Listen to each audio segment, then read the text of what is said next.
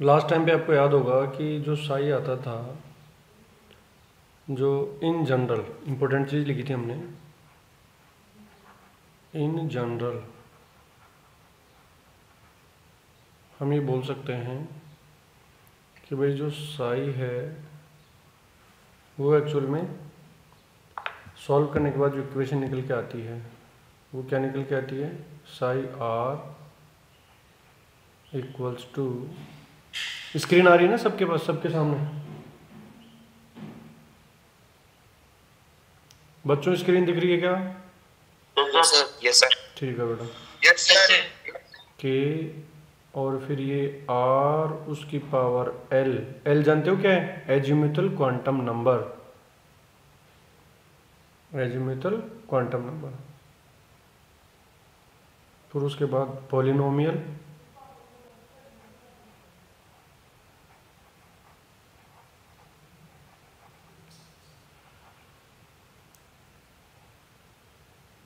Of r, और degree कितनी दे रखी है इसकी?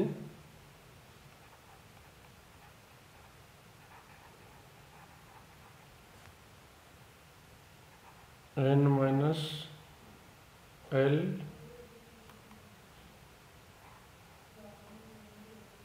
Minus one.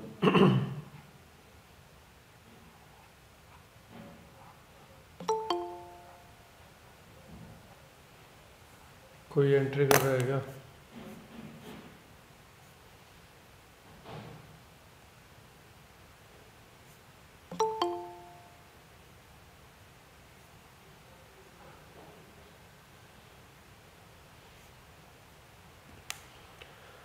चलो, हमने ये जनरल फॉर्मूला देखा था बेटा कि साई आर जो होता है वो उसको अपनी इस तरह से एक्सप्रेस कर सकते हैं। अरे ये कौन,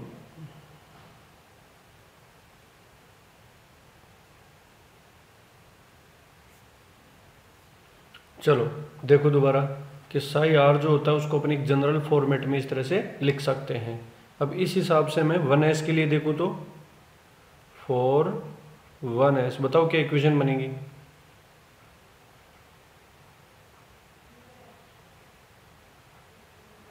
साई आर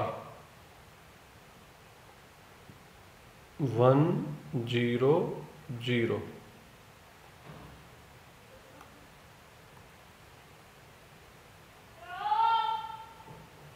पहला जो है वो n है, दूसरा l है, तो यह आ जाएगा k। अब बताओ l की वैल्यू क्या हो गई, बताओ? 0, तो r खत्म हो गया यहाँ से, तो ये टर्म, हाँ ये टर्म खत्म हो गई। और इसमें देखो n और l की वैल्यू डालो तो डिग्री क्या आएगी? रेडियल, हाँ रेडियल नोड ही तो है ये रेडियल नोड ही तो है, रेडियल नोड के बराबर डिग्री है इसकी जो पॉलिनोमियल थी। तो ये वाली टर्म भी खत्म हो गई, ये वाली टर्म भी खत्म हो गई। तो बच्चा ये बताओ कि e to the power minus r upon k dash, ये बनेगा फॉर्मूला बेटा। क्या हम यहाँ से, क्या हम यहाँ से आर और साई के बीच में ग्राफ प्लॉट कर सकते हैं? बिल्कुल प्लॉट कर सकते हैं, इक्वेशन मिलेगी ना हमें तो। क्लियर? तो 1s के लिए हम आराम से ग्राफ प्लॉट कर सकते हैं। देखो देखें, बताओ आर 0 पे क्या होगा? आर टेंस टू 0, या आर को 0 ही कर दें तो क्या होगा साई का? के होगा। तो आर 0 है तो ये के हो जाएगा।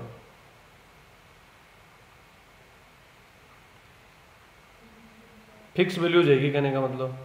तो हम आराम से अच्छा, एज आर इंक्रीजेज, आर बढ़ेगा तो बताओ साई की वैल्यू का क्या होगा? डिक्रीज हो जाएगा। तो न्यूक्लियस से जैसे जैसे डिस्टेंस बढ़ती जाएगी इलेक्ट्रॉन की फाइंडिंग प्रोबेबिलिटी कम होती जाएगी, क्योंकि साई कम हो रहा तो साई स्क्वायर भी कम होगा। अब मैं आराम से ग्राफ प्लॉट कर सकता हूँ 1s के लिए। ये दो लाइनें बना लो, एक तरफ लिख लो साई आर और दूसरी तरफ लिख लो आर। What is are?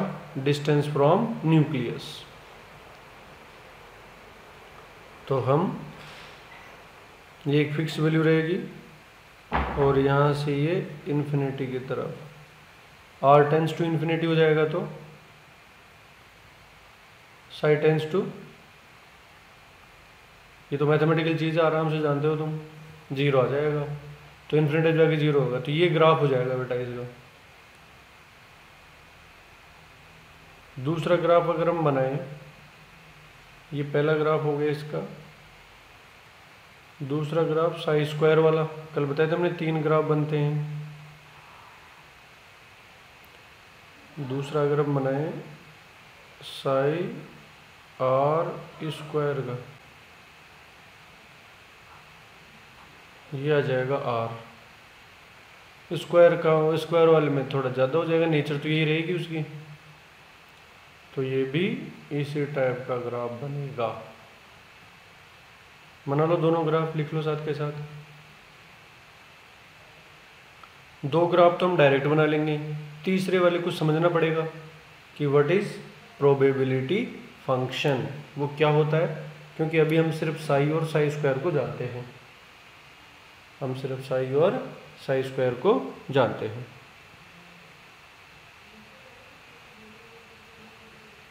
ठीक है, ऐसे ही 2s के लिए करते हैं। लिख लिया क्या ये? यस सर, कर लिया नोट। चलो आगे बढ़ते हैं।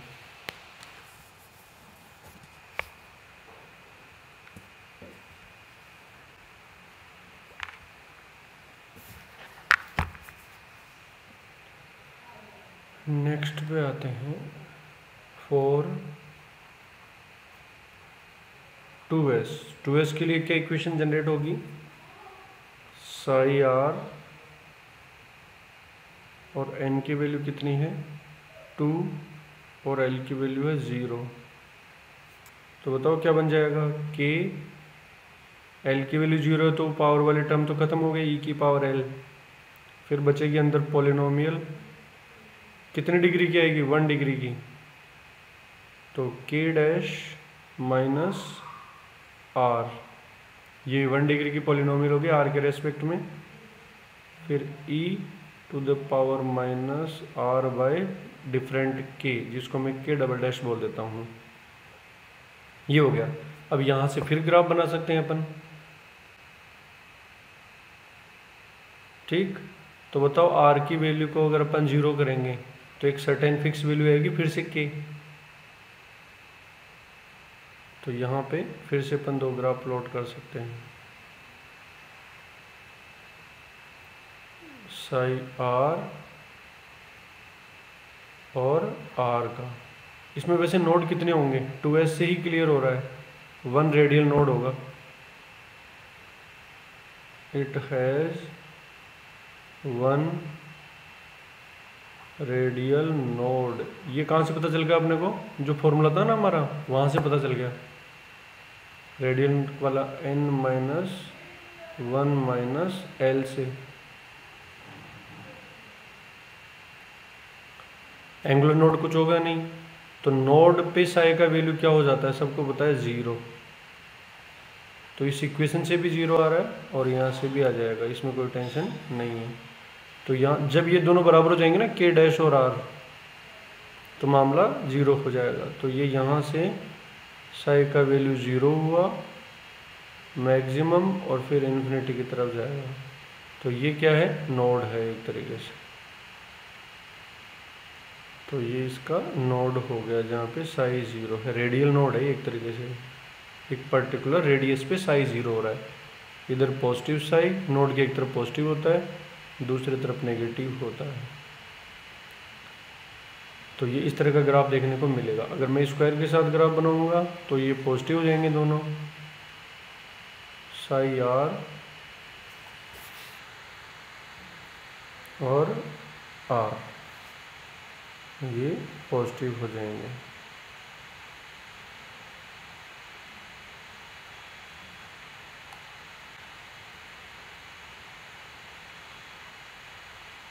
इन्फिनिटी पे जाकर 0 होगा।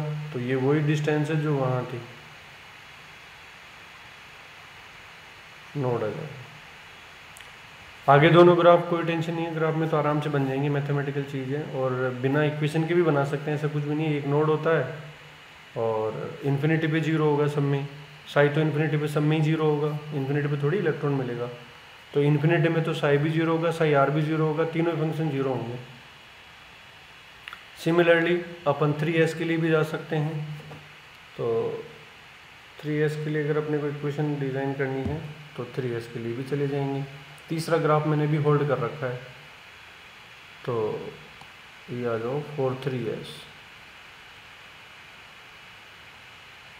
3s के लिए इक्वेशन क्या बनेगी, psi r 30 is equals to, बताओ क्या रहेगा, के एल की वैल्यू 0 हो जाएगी, वो टर्म तो ख़त्म ही हो जाएगी इसमें। अब ये क्या बनेगी, डिग्री 2 वाली बनेगी। इट हैज़ 2 रेडियल नोड, इसका मतलब है 2 बार साई का वैल्यू 0 होगा। ये यहीं से पता चल गया, तो ग्राफ तो यहीं से पता चल जाएगा, हमें बहुत ज़्यादा इक्वेशन की ज़रूरत भी नहीं पड़ने वाली है। तो एक हो गया, क्वाड्रेटिक बनानी थी अपने को, k dash minus k double dash into r plus r square, कुछ इस तरह की 2 डिग्री की पॉलिनॉमियल जनरेट हो जाती है, और e to the power minus are by different k, ये कॉन्स्टेंट्स हैं अलग टाइप के ट्रिपल डैश। बस अब ग्राफ बनाते हैं अपन। तो ये हो गया साई आर वर्सेस आर, तो एक पर्टिकुलर वही फिर वही चीज़ आएगी इसमें भी। तो ये नोड आ गया, ये देखो पहला नोड हो गया, उसके बाद दूसरा नोड, और फिर इन्फिनिटी की तरफ जाएगा। नोड फर्स्ट,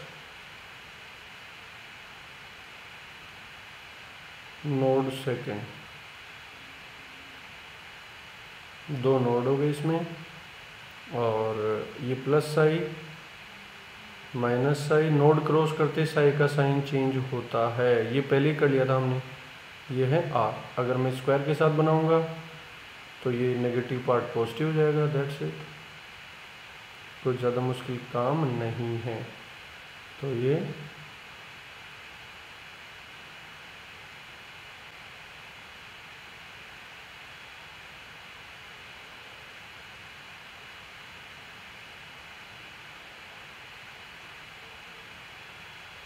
ये जो पीक है ना यार, इनके सक्सेसिव पीक की हाइट जो है डिक्रीज हो रही है, ये ध्यान रखना है इसमें।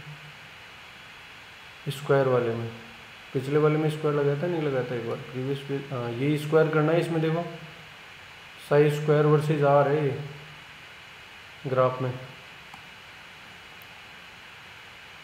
ये इनके पीक हैं, लेकिन जैसे जैसे अपन आगे बढ़ते जाते हैं पीक की जो हाइट है वो कम होती जाती है।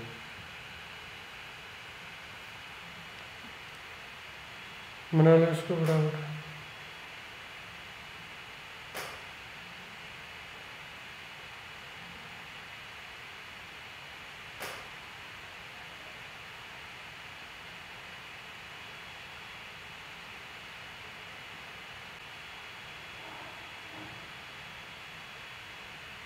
बना लिया क्या? सर यस सर, हो गया सर। ठीक है चलो, तो अब अपन चलते हैं 3s का हो गया, 2p पे चलते हैं। देखें 2p की इक्वेशन जनरेट करो तुम खुद से। Next page 2p for 2p orbital. भाई 1s का हो गया हमारा, 1s के बाद क्या आता है 2s और 2p आता है, फिर 3s 3p और 3d आता है। तो ये s वाले तो अपनों ने ले लिए तीनों, अब p वाला ले लो, 2p वाला।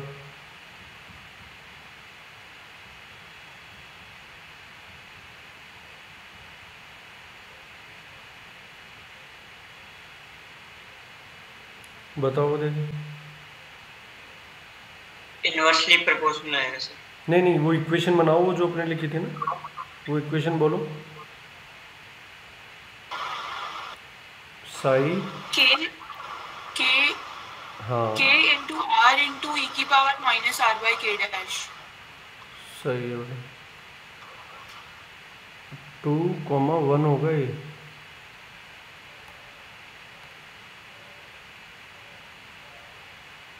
तो आ जाएगा के, फिर इसमें आर भी आएगा क्योंकि एल की वैल्यू 1 हो गई ना। It has 1 angular node, angular node, और रेडियल नहीं होगा, नो रेडियल। नो रेडियल, तो हम तो ग्राफ रेडियल का बना रहे हैं, एंगुलर का बना रहे हैं? बताओ ग्राफ किसका बना रहे हैं? रेडियल पार्ट का बना रहे हैं केवल, तो इसमें रेडियल नोड नहीं है, तो इसका मतलब है साई की वैल्यू 0 कहीं नहीं होगी एक पर्टिकुलर डिस्टेंस पे। ग्राफ तो यहीं से क्लियर हो गया बिना इक्वेशन के ही।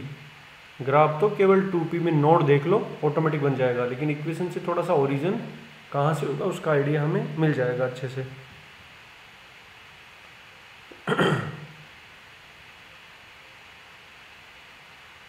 चलो, तो इसके बाद वो आ जाएगी क्वाड्रेटिक, कौन सी है गेन में रेडियल नोड 0 तो खत्म हो गई वो वाला पार्ट। तो ई टू द पावर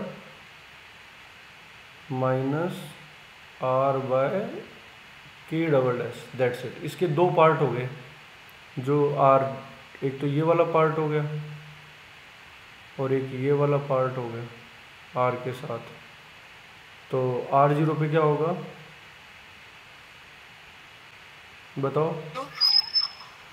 0 होगा साई, तो ओरिजिन से स्टार्ट होगा। और r टेंस टू इन्फिनिटी अगर देखें तो साई 0 ही होगा, इन्फिनिटी पे ये वाले टर्म 0 कर देगी इसको, तो टेंस टू इन्फिनिटी साई 0 हो जाएगा। इसका मतलब है कि मैक्सिमम आएगा फिर इसमें, तो क्यों भाई? पहले 0 है बाद में 0 तो कहीं ना कहीं मैक्सिमम निकल के आएगा, तो ये ग्राफ बन जाएगा इसका। सर बट ये 0 तो होगा ही नहीं ना। इन्फिनिटी पे जाके तो 0 होगा बेटा। Okay sir. इसको थोड़ा सा और मैं चलो स्ट्रक्चर से बना लेता हूँ। ये न्यूक्लियस है और ये एक्स एक्सिस है, और इसके अराउंड हमने ये बात की थी कि ये ऐसा होता है पी, ये एक्स एक्सिस है। तो इसी में हम क्या बनाना चाह रहे हैं? ग्राफ बनाना चाह रहे हैं एक्चुअल में, इसी को तो रिप्रेजेंट कर रहा है जो मैथमेटिकल ग्राफ है, वो इसी चीज़ को तो बताएगा। तो न्यूक्लियस पे साई की वैल्यू क्या है? 0 है पी के लिए, और फिर कहीं ना कहीं मैक्सिमम होंगी, मान लो यहाँ मैक्सिमम हो रही है, तो ये कुछ इस तरह का ग्राफ हमें इसको देखने को मिलेगा। यहाँ फाइंडिंग प्रोबेबिलिटी मैक्सिमम आ रही है भाई। This is psi r versus r for 2p। ऐसे जैसे जैसे अपन ऐसे चलते जाएंगे ना इस लूप के अंदर, ऐसे चलते जाएंगे तो कहीं ना कहीं मैक्सिमम आ जाएगा, फिर वापस कम होता जाएगा। इसीलिए हमने इसकी बाउंड्री लाइन ऐसे डिफाइन कर दी कि शुरू में कम था, लास्ट में कम था, बीच में ज़्यादा है, तो बीच में से इसका बढ़ा दिया ना हमने, इसीलिए डंबल शेप आ रहा है इस तरह का। अगर इसी का स्क्वायर कर देंगे तो ग्राफ अपने को देखने को मिल ही जाएगा, सेम टू सेम ही रहेगा स्क्वायर वाला भी। ये तो नेगेटिव भी आ सकता था कि ये वाला ग्राफ, ये तो नेगेटिव भी आ सकता था। जैसे इधर बनाओगे ना, ये देखो इधर क्या है, ये पॉजिटिव साइड, और इधर क्या है नेगेटिव साइड, क्योंकि बीच में नोड आ गया। तो इधर वाला ग्राफ कैसा बनेगा? अगर इधर वाले पार्ट पे बनाएंगे तो कुछ ऐसा बनेगा, अगर मैं इधर जाके बनाऊंगा तो ऐसा बनेगा, इधर बनाऊंगा तो ऐसा। इसका अपोजिट भी ट्रू है, हमारे ऊपर हम किसको पॉजिटिव मान रहे हैं। तो ये पॉजिटिव साइड की वजह से बना है और ये नेगेटिव साइड की वजह से बना है। इस तरह से मैं साई आर और आर का ग्राफ बना सकता हूँ। स्क्वायर की बात करें तो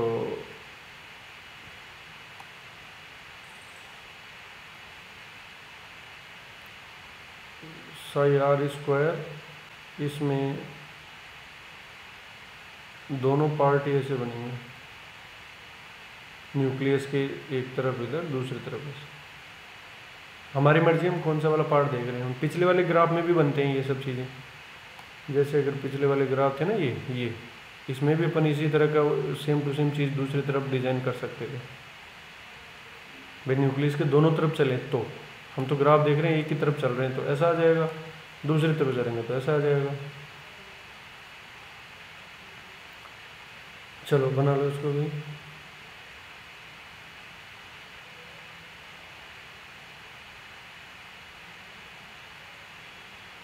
इसमें यार ये चीज़ मेंशन कर लेना तुम, सक्सेसिव पीक्स की हाइट डिक्रीज होती है। मतलब कई बार घपला, ये देखो यहाँ है ना सक्सेसिव पीक्स, देखो ये, तो हाइट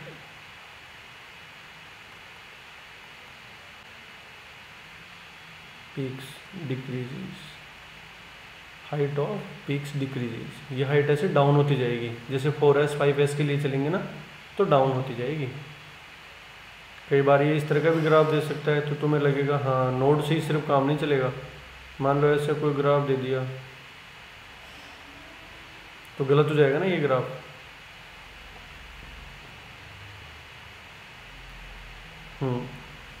आगे चले।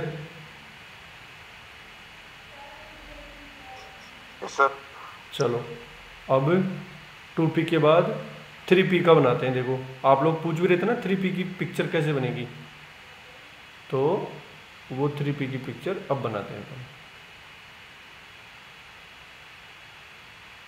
3p ऑर्बिटल की बात करूं मैं, कितने नोड आएंगे इसमें? 2 नोड आएंगे, 1 रेडियल एंड 1 एंगुलर। अब इसके देखो फोटो कैसे, पहले तो इसका वो इक्वेशन तो बना ही लेंगे अपन। अगर मैं साई आर, अब इसी तरह से साई थीटा पाई के भी ग्राफ बनते हैं, लेकिन थीटा पाई का अपने नहीं है ज़्यादा जुगाड़, ये अपन साई आर का बना रहे हैं। तो साई आर और ये है 3 1 इज इक्वल्स टू के रहेगा, आर रहेगा, और यहाँ पे एक रेडियल नोड के हिसाब से क्या बन जाएगा, के डैश माइनस आर और e to the power minus are by के डबल डैश। ये इस तरह की इक्वेशन आ जाएगी। तो r 0 पे 0, इसका मतलब देखो बेटा जिसमें l 1 है तो वो तो हमेशा 0 से स्टार्ट होंगे ना। उस इक्वेशन से कुछ इस तरह के फीचर तो मिल ही रहे हैं अपने को, तो हमेशा 0 से स्टार्ट होगा। ये आराम से ग्राफ प्लॉट कर सकते हैं अपन। थोड़ा सा ग्राफ को नीचे लेते हैं ताकि हम वो पिक्चर भी बना पाएंगे। इसके ऊपर थोड़ा 2 एक लाइन में छोड़ रहा हूँ ताकि इसकी फ़ोटो, या चलो पहले फ़ोटो बना लेते हैं फिर उसके हिसाब से ग्राफ डिज़ाइन कर लेंगे। ये न्यूक्लियस हो गया और ये इसका डंबल हो गया। ये थोड़ा बड़ा होगा 2p से, थोड़ी डिस्टेंस बढ़ जाएगी। मोस्ट फाइंडिंग प्रोबेबिलिटी है ना जो इलेक्ट्रॉन की, वो थोड़ी दूर रहेगी इसमें। अच्छा अभी इसमें सिर्फ एक नोड है, ये वाला जो मैं डॉट डॉट बना रहा हूँ वो नोड है, लेकिन वो रेडियल नोड नहीं है, वो एंगुलर नोड है।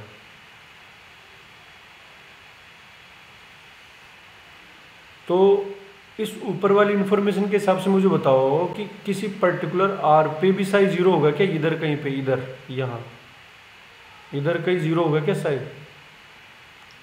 नहीं होगा बेटा होगा। रेडियल नोड का क्या मतलब है? होगा सर। रेडियल नोड का क्या मतलब है? न्यूक्लियस से एक पर्टिकुलर डिस्टेंस पे साई की वैल्यू 0 होगी, और वो भी साई आर की वैल्यू 0 होगी। क्लियर? तो कहीं ना कहीं मैं ये पॉइंट लगा लूँ यहाँ कि यहाँ ये 0 है, मतलब ये कौन सा नोड बन गया इसमें पूरा? ये बन गया स्फेरिकल नोड। तो ये चारों तरफ ऐसे स्फेयर बनेगा। ये जहाँ साई की वैल्यू क्या निकल के आएगी? 0 निकल के आएगी। तो इसमें 2 जगह साई की वैल्यू 0 है, तो यहाँ 0 है, और एक जो मैं ये पिक्चर बना रहा हूँ एक शेल है, एक तरीके से dr थिकनेस का सेल मान रहा हूँ मैं इसको। ये कौन सा नोड है बताओ? कौन सा नोड है? Radial node. तो इस डिस्टेंस पे इस डिस्टेंस पे यहाँ बताओ साई की वैल्यू क्या होगी? 0। 0 होगी। साई की वैल्यू 0 होगी इस डिस्टेंस पे। क्या मैं ऐसे बोल सकता हूँ इस डिस्टेंस पे के डैश और माइनस आर बराबर हो गए एक दूसरे के? कौन से पार्ट की वजह से 0 हो रहा है ये? इसके 3 पार्ट हो गए, एक तो ये, एक ये ब्रैकेट वाला पार्ट, और एक ही लास्ट वाला जो सर्कल है ये। कौन से पार्ट की वजह से 0 हो रहा है ये? ब्रैकेट वाले। हाँ, जो ब्रैकेट स्क्वायर मैंने किया है ना उसकी वजह 0 हो रहा है। तो 0 से स्टार्ट होगा, ये तय है, और यहाँ 0 आना है, तो मैक्सिमम आएगा कहीं ना कहीं। अब मेरे ऊपर है कि ये मैक्सिमम मैं इधर से लाऊं चाहे इधर से लाऊं, ये हमारी मर्जी होती है कि हम इसको पॉजिटिव साइड लें या नेगेटिव साइड लें। तो मैं इधर वाले को पॉजिटिव ले लेते हैं, फिर जो नॉर्मल होते हैं कि भाई ये पॉजिटिव साइड है। अब बताओ 0 होते ही दूसरी तरफ साइड क्या आएगा? नेगेटिव, क्योंकि नोड क्रॉस करते ही साइड का साइन क्या हो जाता है? चेंज हो जाता है। और ये तुम भी जानते हो बेटा कि जिस पॉइंट पे ये दोनों बराबर हो गए उसके बाद भी आर बढ़ रहा है, तो बताओ ये वैल्यू नेगेटिव आएगी पॉजिटिव आएगी? ये भाई देखो शुरू में आर बढ़ रहा है, के डैश तो फिक्स है, तो के आर बढ़ते बढ़ते बढ़ते बढ़ते किसके बराबर हो जाएगा? के डैश के। उस पॉइंट पे साई की वैल्यू क्या हो जाएगी? 0। फिर भी आर बढ़ रहा है, आर तो बढ़ता जाएगा ना, इधर इधर तो आर बढ़ता जाएगा, तो फिर नेगेटिव आएगा नहीं आएगा बताओ? तो ये यहाँ से मैक्सिमम आया, फिर नेगेटिव, और फिर उसके बाद 0 कहाँ होगा? फिर इन्फिनिटी पे जाके 0 होगा। तो ये कटा हुआ डंबल होता है एक तरीके से। 3p कैसा होता है? कटा हुआ डंबल होता है। एक साइड में भी 2 साई होते हैं, दूसरी साइड में 2 साई होते हैं। इधर ये क्या है? नेगेटिव साई होगा। तो इधर वाले पार्ट को भी अगर तुम यहाँ प्लॉट करते हो तो ये नेगेटिव साई का मतलब ऐसे जाएगा इसमें,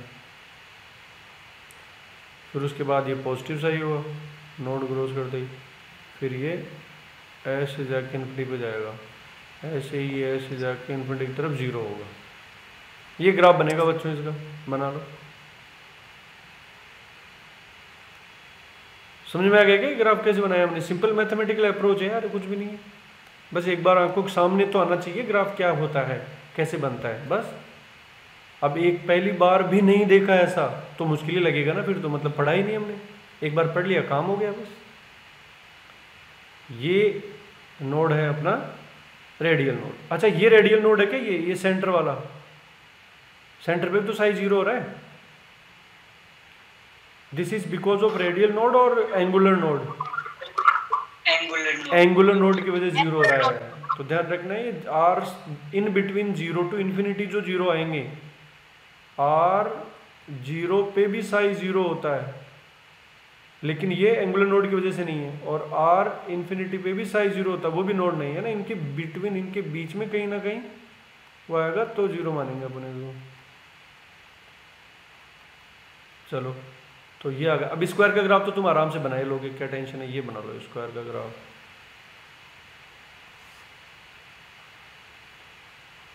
psi R square versus r, ये 0 से स्टार्ट होगा,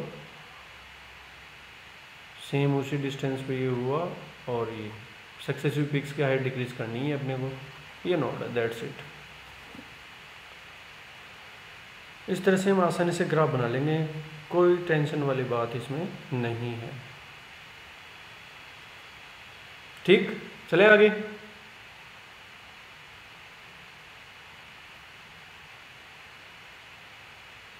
चलेंगे बच्चों? चलो सर। चलो, मतलब वहीं बैठे रहो, तुम उठ के मत चल देना कहीं, अपन आगे मतलब यहाँ आगे चलेंगे। तो नेक्स्ट पेज लेते हैं। अब एक और बना लो, 3p के बाद 3d का और बना लो। फिर उसके बाद अपन एक ग्राफ बच गया अपना, आर और साई आर का मैटर तो निपटा दिया अपनों ने, बस केवल प्रोबेबिलिटी फंक्शन का मैटर टला हुआ है, उसको भी ले लेंगे। फिर चैप्टर की कहानी खत्म। और 3d ऑर्बिटल, नोड बताओ कितने हैं इसमें? 2 हैं, और दोनों के दोनों क्या हैं? एंगुलर। सो रेडियल नोड क्या होंगे? भाई रेडियल नोड मायने रखेगा इसमें, रेडियल नोड कितने इसमें 0, इसका मतलब कहीं पे भी कट नहीं करेगी लाइन को, ग्राफ जो अपना बनेगा। इक्वेशन तो वही उसी तरह की जनरेट हो जाएगी। बना देते हैं चलो इक्वेशन, साई R3 2 के आर की पावर आ जाएगी 2, फिर ये पार्ट खत्म हो गया, e⁻⁻ के r/k double dash, that's it. तो इसमें भी 0 से स्टार्ट होगा ग्राफ।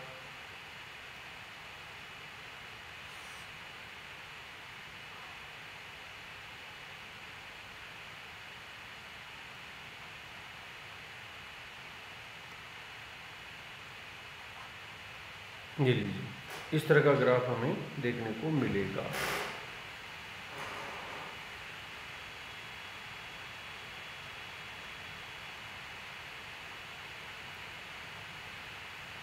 ठीक,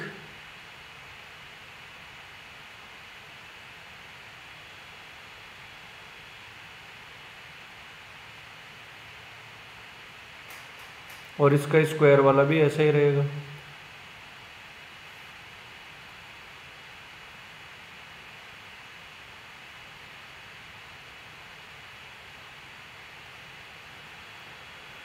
ठीक है, चलो अब अपने इसके अंतिम पार्ट में आते हैं, फाइनल टच देते हैं इसे। सर नेगेटिव पार्ट में नहीं बनेगा ग्राफ? नेगेटिव पार्ट में भी बन जाएगा, क्यों नहीं बनेगा। इसका देखो ऐसे फोटो है, ये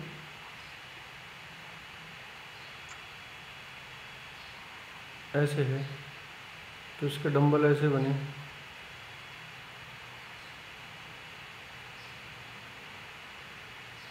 ठीक, ये पॉजिटिव सा ही है, तो ये भी पॉजिटिव सा ही रहेगा, तो नेगेटिव पार्ट में भी ऐसा ही जाएगा इसका। एक पर्टिकुलर लेंथ पे तो चलेंगे दोनों तरफ अपन।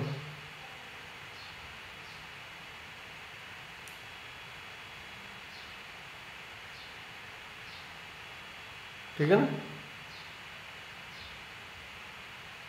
चलो अब लास्ट हेडिंग डाल लेते हैं अपन, probability distribution function,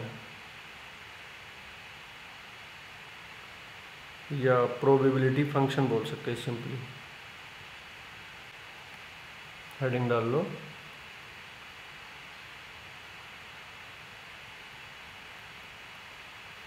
probability function.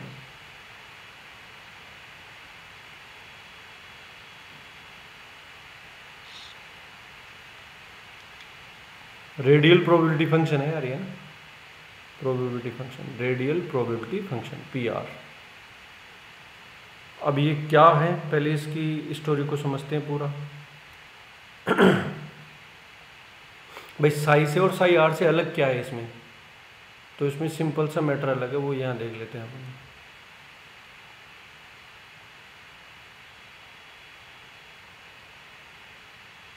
हम ये न्यूक्लियस बना लेते हैं, इस न्यूक्लियस के अराउंड एक पर्टिकुलर डिस्टेंस में ले लेता हूँ, R डिस्टेंस का एक स्फीयर बना दिया मैंने। कितने डिस्टेंस का स्फीयर है ये, R डिस्टेंस का।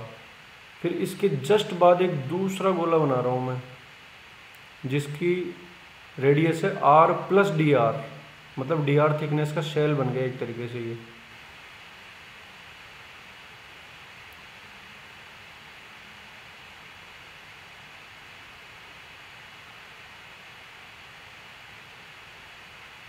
जी, ये दूसरे वाले की रेडियस कितनी हो जाएगी, R+dr। इसका मतलब क्या है कि ये जो हमने बनाया है शेल है एक तरीके से, ये रेड कलर में थोड़ा दे रहा हूँ, आपको दिख रहा होगा तो इसमें ये शेल है ये।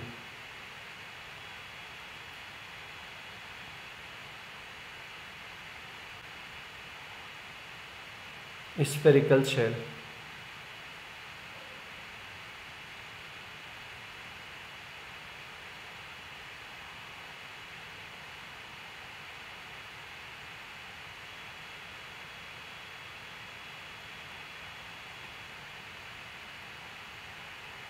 of thickness dr। क्लियर। अब अपन ये देखिए रेडियल प्रोबेबिलिटी फंक्शन एक्चुअल में क्या है। रेडियल है ये पूरा, यहाँ नहीं रहा है तो मैं बोल रहा हूँ ना। रेडियल प्रोबेबिलिटी फंक्शन क्या है कि इस शेल के अंदर किसी पर्टिकुलर पॉइंट पे फाइंडिंग प्रोबेबिलिटी कितनी है वो बताएगा हमें। तो साई स्क्वायर जो होता है वो प्रोबेबिलिटी तो होता है प्रोबेबिलिटी डेंसिटी। अब मैं यहाँ पे पहले प्रोबेबिलिटी डेंसिटी को डिफाइन करता हूँ। देखो वाइट ले लेते हैं।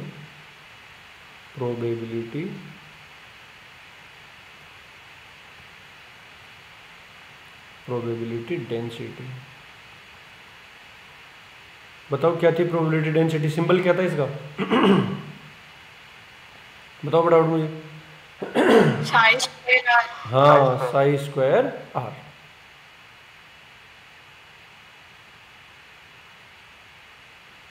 ये है प्रोबेबिलिटी डेंसिटी। तो क्या होना चाहिए ये प्रोबेबिलिटी डिवाइडेड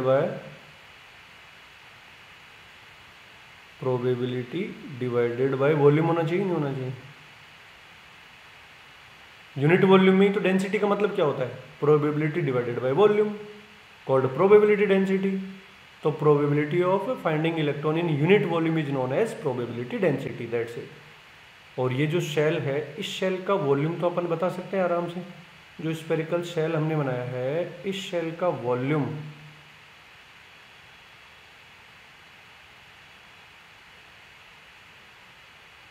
बताओ क्या होगा volume 4 pi R square into D R. ये बात होगी क्या क्लियर सबके कि 4 pi R square D R क्या हुआ एरिया इंटू थिकनेस।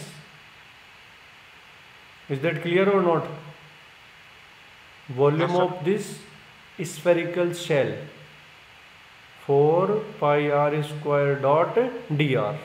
अगर डी आर तो जानते हो तुम बहुत छोटा थिकनेस है, बहुत बारीक का मतलब है। अरे आ गया क्या क्लियर है बेटा। वॉल्यूम कैसे निकालते हैं यार, एरिया को उसकी हाइट से मल्टीप्लाई कर देते तो वॉल्यूम नहीं आ जाता।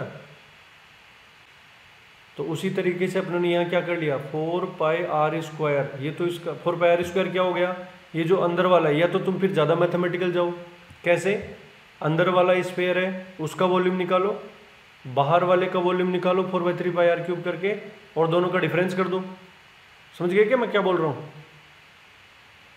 लेकिन मुझे नहीं लगता वहाँ तक जाना पड़ेगा यार। एरिया हो गया 4 पाई आर स्क्वायर एक सरफेस का, उसको डी आर से मल्टीप्लाई कर दिया वॉल्यूम आ गया। तो मैं इसको क्या लिखूंगा probability divided bye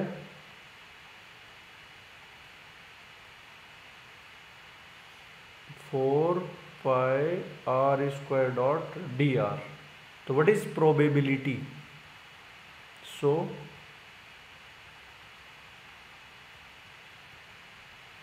probability of finding electron कितनी निकल के आ जाएगी psi are square into 4 pi R square dot D R. तो ये वाला जो पार्ट है ना ये इस पार्ट को बोलते हैं radial probability function. Radial probability function.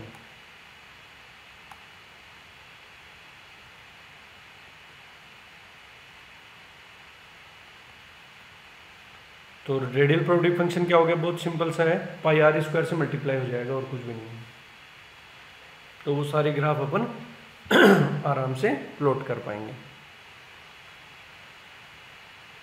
ठीक है, अब अपन ग्राफ बना लेते हैं एक एक करके तीनों चारों के।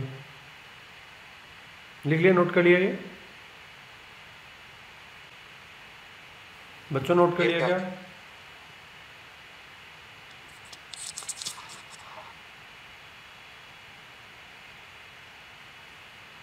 चलो तो अपन नेक्स्ट पेज पे लेते हैं फिर। 4 ग्राफ बनाते हैं अपन, ग्राफ बिटवीन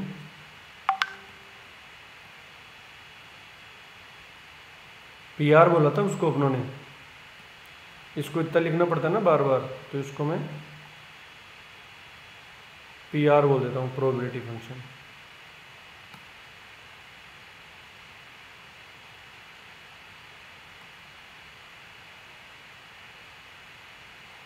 बताओ हमेशा कहाँ से स्टार्ट होगा ग्राफ, बताओ रे मुझे। R के बीच में और इसके बीच में ग्राफ बनाए तो कहाँ से स्टार्ट होगा? ये लो, चलो मैं एक बार लिख देता हूँ। 4 0 से स्टार्ट होगा बेटा। 4 1s के लिए देखो, इधर आ जाएगा साई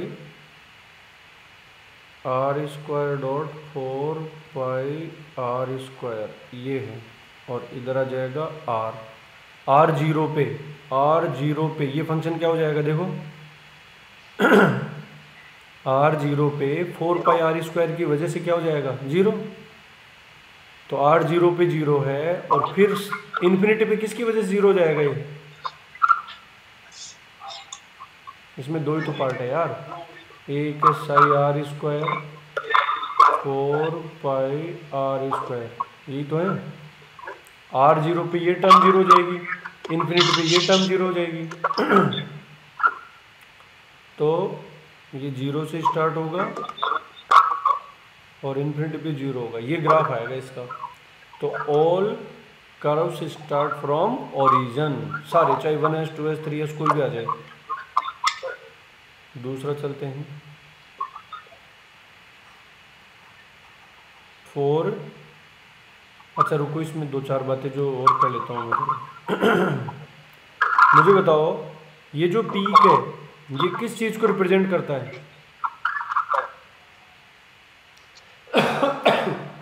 यहाँ पे इलेक्ट्रॉन की फाइंडिंग प्रोबेबिलिटी सबसे ज़्यादा है कि नहीं है? ये वो डिस्टेंस है, ये वो डिस्टेंस है, इसी डिस्टेंस को बोलते हैं बोहर रेडियस A0, इसी को क्या बोलते हैं, बोहर रेडियस A0। और गलती से ये वैल्यू वही आती है जो बोहर वाले फॉर्मूले से आया था। तो ये एक बहुत स्ट्रॉन्ग एविडेंस है बोहर मॉडल के सपोर्ट में। इस बात को देखो, मैं यहाँ बनाता हूँ कि ये सिंगल इलेक्ट्रॉन के लिए आया है, लेकिन ये वाला मामला। तो यहाँ से मैं ऐसे चलता चलो कहाँ तक पहुँच गया, मैं A0 तक पहुँच गया। तो यहाँ फाइंडिंग प्रोबेबिलिटी, तो ये वो ये शेल वाली जो रेडियस आती थी ना, बोर वाली रेडियस, बोर ने क्या बोल दिया था, 100% यहीं मिलेगा। हम क्या बोल रहे हैं, मैक्सिमम चांस यहाँ के, इलेक्ट्रॉन यहाँ भी मिलेगा, यहाँ भी मिलेगा, लेकिन यहाँ सबसे ज़्यादा मिलेगा। तो इस A0 को R = A0 ऑलमोस्ट 0.53 एंगस्ट्रॉम निकल के आया है, किसके लिए, फॉर हाइड्रोजन, जो किसके आ रहा है, सिमिलर टू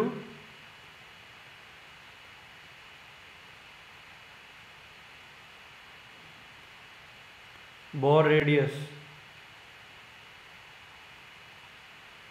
तो A0 को अपन बोलते हैं बोर रेडियस, ठीक है। चलिए, तो यहाँ सबसे ज़्यादा इलेक्ट्रॉन इस पर्टिकुलर डिस्टेंस में मिलेगा, मतलब न्यूक्लियस के क्लोज भी उतने चांस नहीं है और न्यूक्लियस से बहुत दूर भी उतने चांस नहीं है, एक पर्टिकुलर डिस्टेंस पे चांस सबसे ज़्यादा होते हैं। चलो सेकंड आते हैं, 4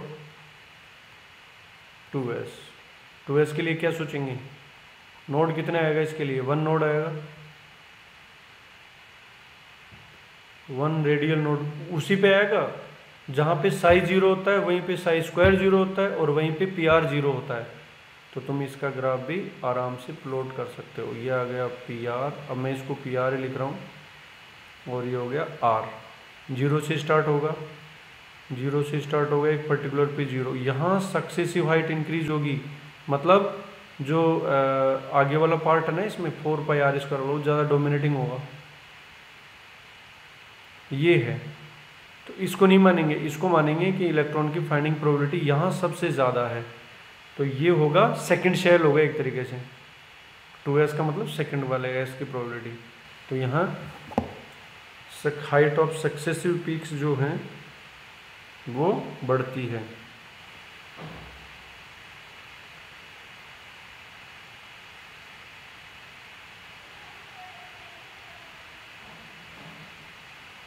क्लियर? तो मेंशन कर सकते हैं अपन। और ये नोड आ गया इसमें, बस एक जगह नोड आ गया, 0 से स्टार्ट हो गए सारे ग्राफ, नोड बनाते चलेंगे, सक्सेसिव हाइट्स बनाते चलेंगे। तो हाइट ऑफ सक्सेसिव इसमें नोट करना है ये।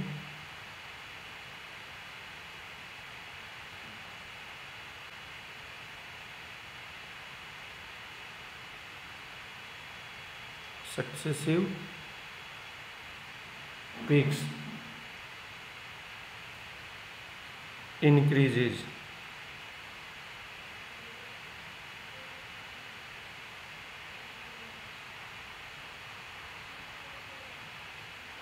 नोट कर लिया ये वाली चीज।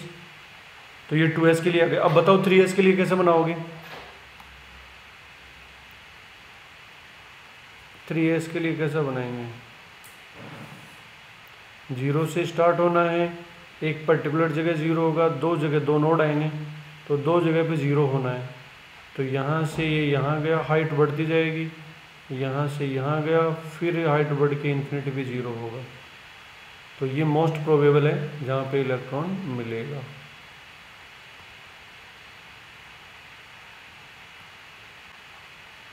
आगे बच्चों क्लियर है मामला?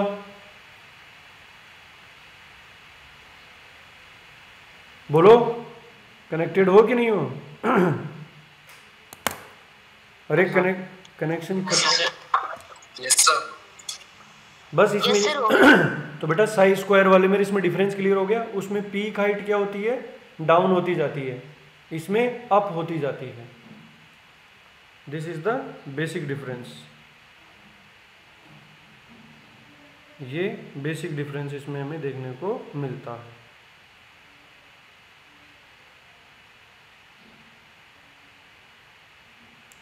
अब तुम बना दो फटाफट एक बार मुझे। किसका बनाए बताओ? 2p का बना ले। 2p के लिए बनाओ।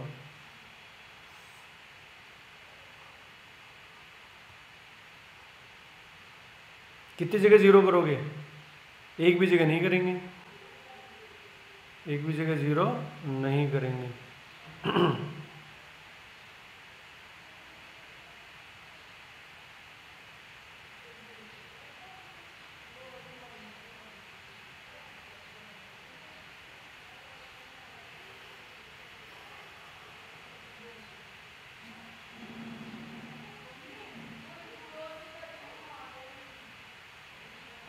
अब एक बार देखें, एक छोटा सा कंपैरिजन वाला ग्राफ ले लेते हैं और एंडिंग करते हैं फिर इसकी।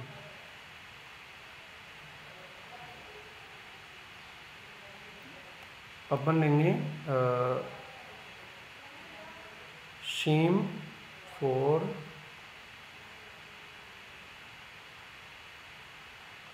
शीम एल की वैल्यू में सेम रख रहा हूँ, लाइक 1s 2s 3s, एक साथ कंपैरिजन, क्योंकि ये भी ज़रूरी होता है बेटा इसमें। ग्राफ फिर एडवांस में पूछता है कई बार। एक साथ ले रहा हूँ मैं, PR के साथ है ना, एक तरफ PR है और एक तरफ R है। 1s में न्यूक्लियस के पास ज़्यादा हाइट आएगी, 1s में ऐसा आएगा, ये मैक्सिमम है। 2s में एक जगह 0 होगा, फिर हाइट आएगी, ये इसकी मैक्सिमा थोड़ा आगे जाएगा। देखो इसका मैक्सिमा जो था वो यहाँ था। अब 3s में क्या होगा? ये छोटा पीक बनेगा,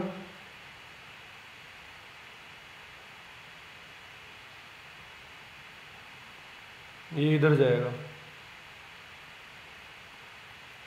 तो ये 1s के लिए हो गया, ये 2s के लिए हो गया। तो बताओ इलेक्ट्रॉन की प्रोबेबिलिटी न्यूक्लियस से बढ़ती जा रही है घटती जा रही है? न्यूक्लियस से दूर होता जा रहा है या पास होता जा रहा है? बोलो फटाफट। पहले इस डिस्टेंस में मिल रहा था, फिर इस, तो 3s वाला इलेक्ट्रॉन ज़्यादा दूर है या 2s वाला? 3s वाला ज़्यादा दूर है। हाँ, ये है सेम l के लिए बिल्कुल सेम चीज़ आती है, डिफरेंट l की वैल्यू सेम n कर दूँ, l डिफरेंट कर दूँ, for same n and different l, n same रख लूँ डिफरेंट l रख लूँ, लाइक ये आ जाए 3s 3p और 3d। बताओ तीनों के सेम सेल है कि नहीं है? तो इस वाले इलेक्ट्रॉन, इस वाले इलेक्ट्रॉन और इस वाले इलेक्ट्रॉन का क्या चक्कर है वो भी हम एक ग्राफ में आसानी से समझ सकते हैं। लास्ट ग्राफ रहेगा अपना ये ना।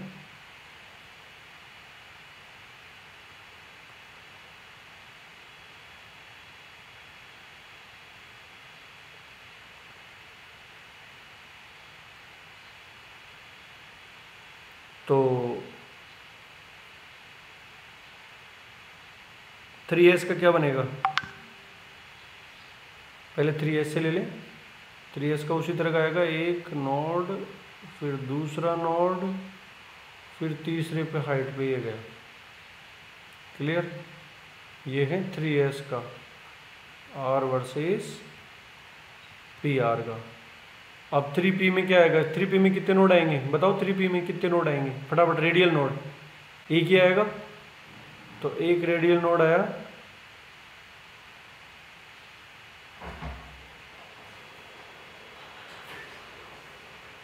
देखो न्यूक्लियस के पास जा रहा है, ये इधर जा रहा है ये, और इसमें तो एक भी नोड नहीं आएगा। ये है 3d 3p। बताओ न्यूक्लियस के क्लोज 3s वाला इलेक्ट्रॉन हो गया 3d वाला?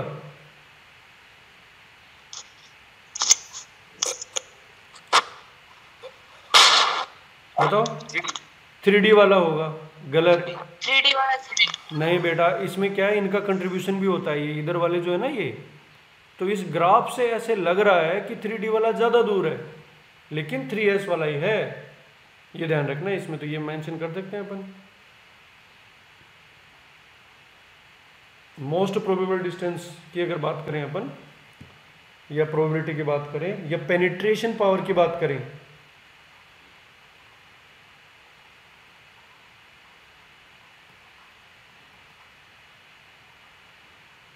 इन एटम, तो 3s वाला ज़्यादा है, फिर 3p वाला है, और फिर 3d वाला है। इसका मतलब न्यूक्लियस के क्लोज तो यही रहेगा। इधर पहले 3s वाला इलेक्ट्रॉन आएगा, फिर 3p वाला आएगा, फिर 3d वाला आएगा। उसका कारण क्या है? इनका कंट्रीब्यूशन, सबका समीशन। यहाँ से भी कुछ चांस बन रहे हैं, यहाँ से बन रहे हैं, यहाँ से बन रहे हैं, है ना? तो उसकी वजह से इसमें ऐसा हो रहा है। तो ये थोड़ा सा आपको ध्यान रखना पड़ेगा इसमें। ठीक, चलो आज की क्लास को तो बेटा फिर डिस्कशन तो कुछ हुआ ही नहीं। वैसे मैंने इसको रिकॉर्ड कर लिया है, तो मैं शेयर भी कर दूंगा अगर किसी पर्टिकुलर स्टूडेंट कोई एब्सेंट है, कुछ नहीं कर पा रहा है तो। ठीक, बताओ कोई दिक्कत है तो इसमें आ गया क्या? आज का मामला पूरा समझ में आ गया? ग्राफ व्राफ एकदम बढ़िया से। जो नए स्टूडेंट थे, जो नए स्टूडेंट्स थे, उनको भी ज़्यादा मतलब नहीं था पुरानी चीज़ों से। पुरानी चीज़ें आप आराम से धीरे धीरे वीडियो देख के, नोट्स बना के उनको कंप्लीट कर लो, जो नए स्टूडेंट्स हैं वो। क्योंकि नए वालों का एग्ज़ाम लेट तो होगा नहीं, सबका साथ ही होगा एग्ज़ाम। तो नए आने वाले थोड़ी ज़्यादा मेहनत करो, 10-15 दिन ज़्यादा पढ़ो, तीनों सब्जेक्ट को बराबर होने के लिए ज़्यादा ही पढ़ना पड़ेगा। और कोई तरीका थोड़ी होता है। अलग कोर्स कम थोड़ी हो जाएगा लेट आने वालों के लिए कि जेई ने कम कर देगा भाई हम तो लेट आए थे। और जो पहले से थे वो आराम से अपने मज़े से रिवीजन करो खूब। ठीक, चलो आज की क्लास को ये एंड करते हैं बच्चों। और डिस्कशन का चलो मैं अलग से मैसेज डाल दूंगा, बट परफेक्ट कंप्लीट कर लो। अब कोई भी सवाल कैसे भी आ जाए आराम से सॉल्व करो उनको। सर वो 2s वाले में वो नोट लिखवाए तो वापस रिपीट करो। 2s वाला पीछे वाले पे। हाँ सर। किधर था ये? अब इसमें भी कंट्रीब्यूशन होता है, लेकिन जो ये हाइट वगैरह आ रही है ना, ये अलग अलग होती है। तो हम तो सिर्फ मैक्सिमम हाइट की बात कर रहे हैं यहाँ पे, तो यहाँ तो दूर चला जा रहा है। केवल 2s वाला करवाया था ना आपने, जिसमें नोट लिखवाया था। एक मिनट, केवल 2s वाले में, हाँ नोट, हाइट ऑफ सक्सेसिव, ये थोड़ा सक्सेसिव है ना, SUCCESSIVE, height of successive peaks.